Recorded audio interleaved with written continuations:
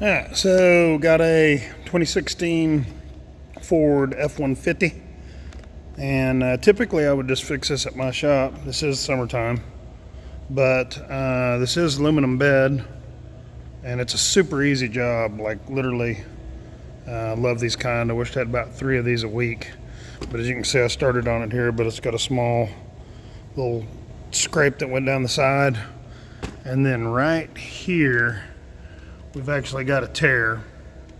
And so with it being aluminum, it's going to be very similar repair. The only difference is, as you guys know, we use different tools and slightly different techniques. I was out of 100% argon for my little aluminum welder, and rather than coming and borrowing one from the school, I just brought the car up here so I could just do it real quick. And I'm gonna use Old Faithful here.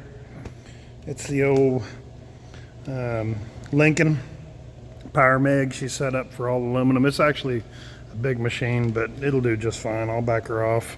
It'll do fine. And the really cool thing is, when I got here, I realized that somebody had donated a Ford F-150 bed, and so it's the same exact thing. So as you guys know, we always do a test panel before we do any welds. So I'm actually going to be able to set the welder up on the perfect settings on the exact piece of metal, and then I'll come over here and make the repairs on this. Today I am going to talk a little bit about mirror matching. Most of the time we hear us talk about mirror matching is matching the parts. Like when you order a new part, we're going to mirror match the parts. So if I order a new bedside for this truck, as soon as that bedside comes in the door over there, I'm going to unpackage it, I'm going to check it out, and I'm going to make sure it's the exact same bedside before the delivery guy even leaves. But I want to talk about a different kind of mirror matching today, and that is I'm going to match this line and body contour to the other side. So basically what I'm going to do is I'm going to pull this tail light off, and then I'm going to use my eye, and I could even make a paper template if I needed to, but I'm going to match that same contour and roll and everything to this side, because I mean, you know, I'm not replacing this part, I'm going to redo it, and so I want it to match perfect. Yeah, I want the tail light to look nice and I want the gaps to be right, but I also want to mirror match this side. So a lot of times when we're working on a car, I'm going to use the other side for reference. Definitely on the door gaps, any kind of gaps that I'm doing. If I've got a vehicle that's involved in a collision, I'm going to go through and mirror match those gaps to the other side. So if I'm putting a door on the passenger side, I'll just mirror match those gaps to the other side and then make sure I'm in the ballpark and it looks nice. So that's what I'm going to do today. We're going to weld this crack. There's actually about an inch and a half long crack here. I'm going to weld him up, do some quick body work on it, and hopefully get it in primer and get it out of here.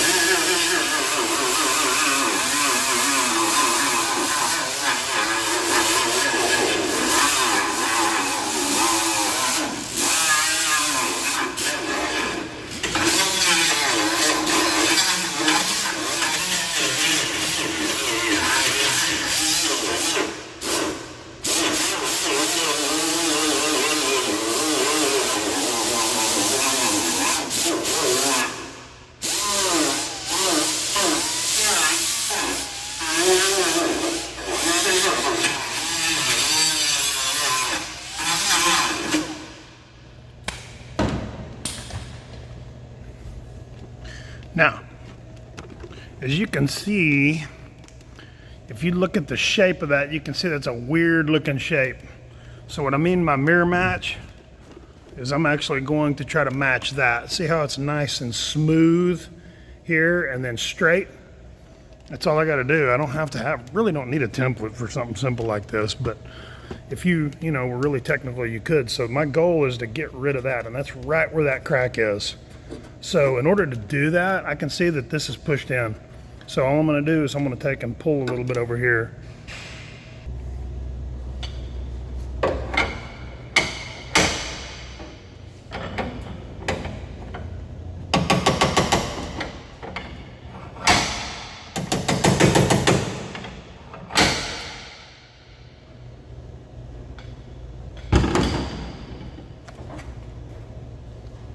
Man, just that little bit of pull right there already brought that in a lot nicer. Try to get in there where you can see it. As you can see, I'm still off a little bit. Kind of right in here I don't like. Here's the cut. Ugly here, ripple here. That tells me that she's still in a little bit of a bind. So I want to take and pull on it a little bit more. Maybe tap here, maybe have a hammer and dolly while I'm doing it. Kind of roll that a little bit and see what I can do with that. Alright, so a little bit more work with it. I got it looking way better already. Still got a little more to do. You can still see the little arch in it. But when I compare it to this side, you know, this side has a tiny bit of arch in it as well.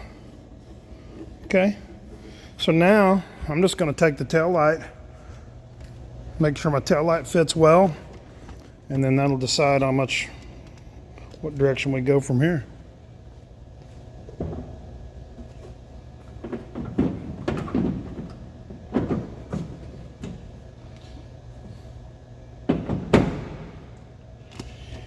So, not too awful bad. I'm kind of pooched out a little too much right there, I think.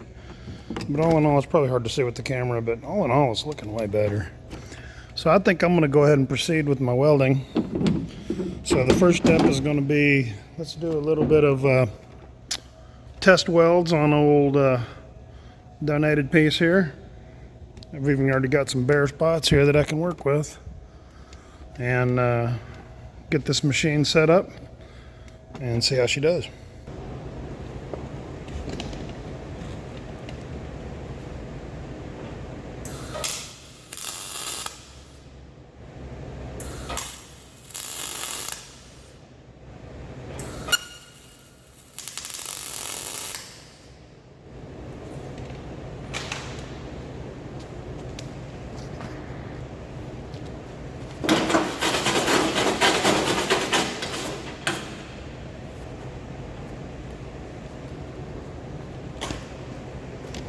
Yeah, so got a couple of them done there. It's kind of hard to see.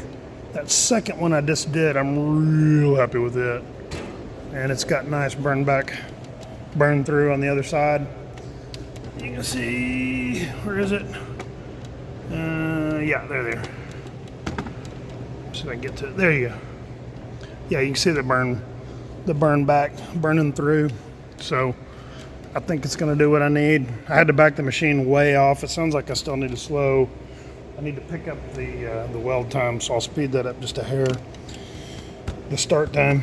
But other than that, man, I think I'm going to do it. I think she's good. I'm happy with those.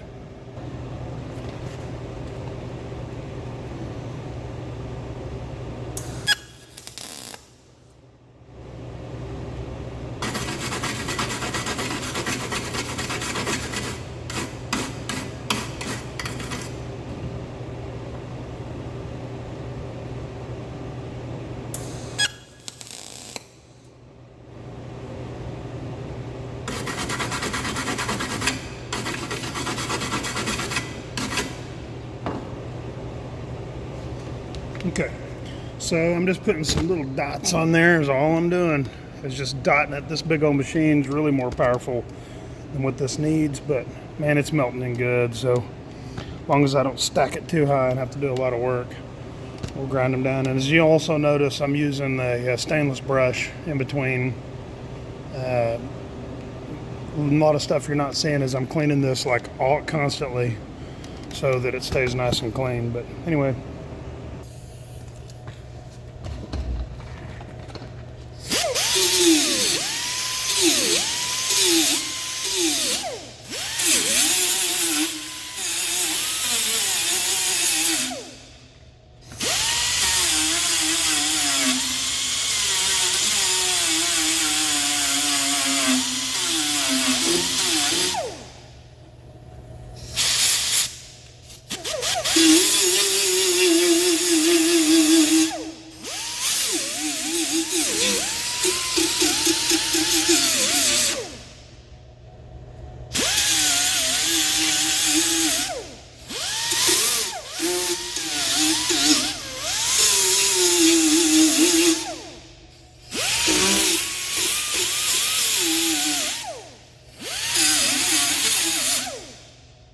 So I am using 80 grit on a roll lock.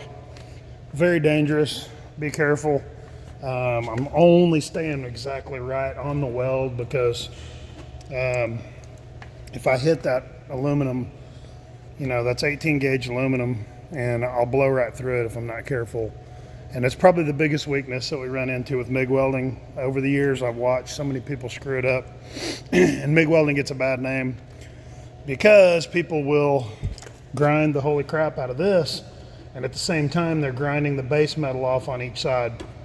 And so when you do that, you're weakening the metal. So even though I may finish all this body work on this and get it smoothed up and make it look perfect, if I've taken away the strength on both sides of it, it's going to crack right back out. It's just going to crack right beside it. And so basically, I've got good burn through, and I can feel all of those welds actually went all the way through there. So I'm real happy with that. I'm going to take them down to almost flat, but I'm thankful that I've got a little bit of grace that this can handle just a tiny bit of body filler.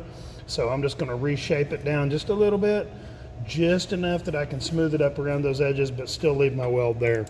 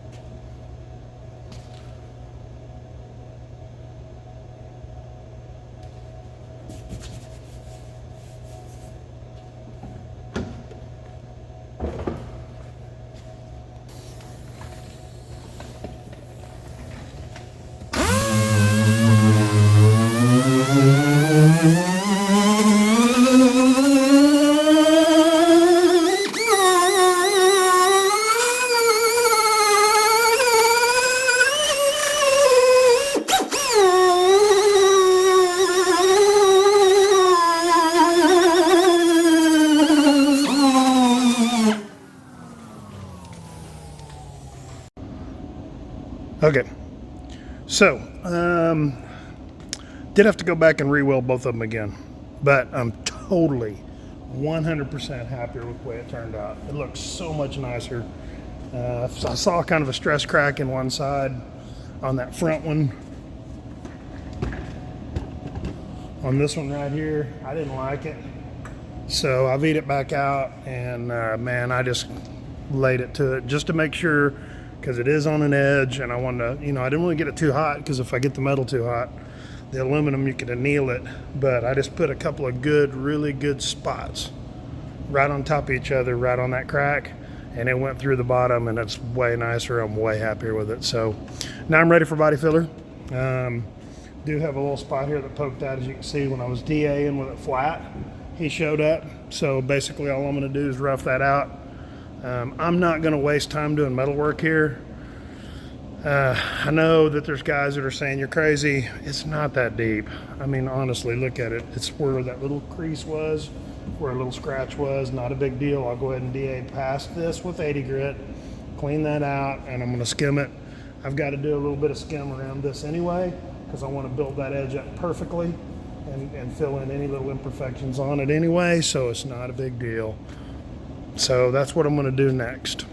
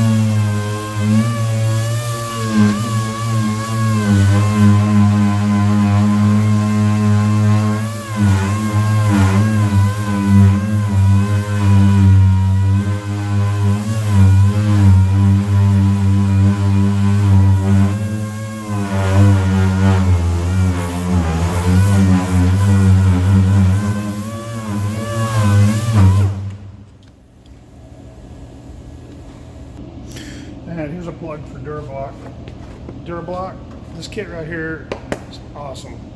You need one of these. It comes with long block, rounded, square, good flat block, and then my two favorites. I buy a new one of these about every couple of years, just because these rubber blocks can get rounded or squared. I love good flat blocks. If you're a new tech or an old tech or whatever, go get you a box of these. I think they got them down at Coop's Wholesale. You can order them online. Yeah, it's a good set though. I really like these, and you can't go wrong. All right, so when you're choosing a block for the job, always choose one that's larger than the body filler. This one's really close, so I'm going to go with it, but I'm also going to use this little one inside of here for my edges and things. But a good rule of thumb is to know when your body filler is ready to sand. I'm going to hit it with a little bit. Usually it's recommended to hit it with something old like this. And if you take and you just hit it with a small older piece of paper, and if it clogs your paper up, then it's not ready. But if you can see a powder, then you're probably good to go. And I usually hit my body filler a little bit early. I like hitting it just a hair early because I think I can cut it more. It's kind of digging a little bit, but it's all right. Alright, so I just did all my shaping with 80 grit, and now I'm going to drop down to 180 and finish the actual smooth part of it. I got the shape that I like. Let's check the tail light. Always test fit your stuff over and over and over. Looks nice. Right here I can still see a little bit of a high.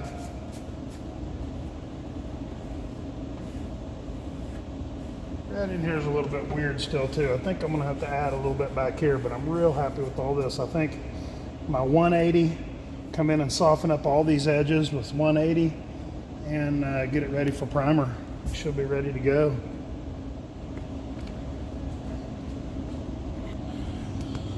So with my 180, I'm just going to hit this super soft.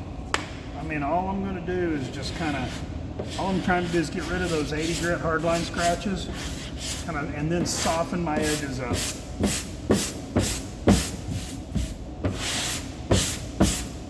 Just make sure there's not any imperfections left in it now. Just kind of let that block do its work. Always keep them flat as you can.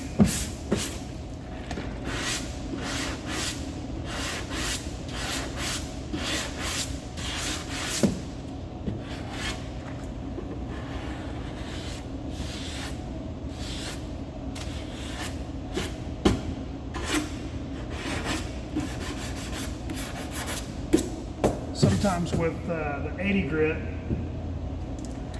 I'll apply a little bit harder pressure when I'm trying to cut it down, but now I'm actually almost pulling back, like I'm just letting it barely glide across it, because all I'm doing is just trying to soften up everything that's already there. It's already flat, and I like the way it feels, so now all I want to do is get rid of those hardline scratches and any kind of 80 grit scratches from the DA sander.